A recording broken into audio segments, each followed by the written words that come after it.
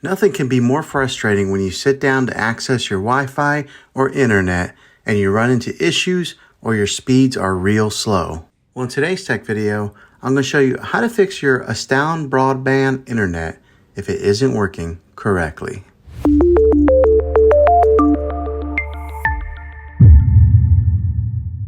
The first one is the easiest one to try, and that's to take any device that you're having issues with, whether it be your cell phone or maybe a TV, and power it down or unplug it from the wall outlet. Powering it down or unplugging any kind of power source going to it is what we call a hard reset.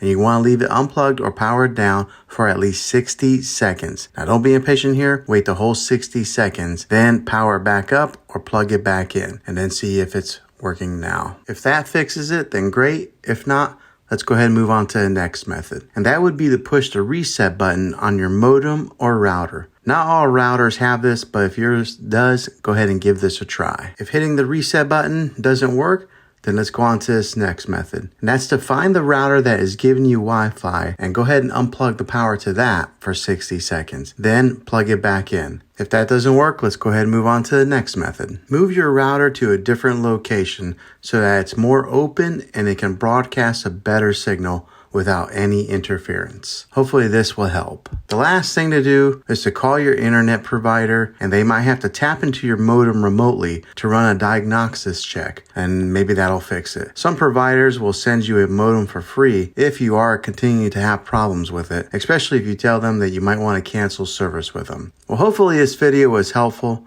If it was, go ahead and throw a thumbs up on it. Go ahead and subscribe to my channel. I make tech videos all the time, and I'd love to have you back in the next one. Take care.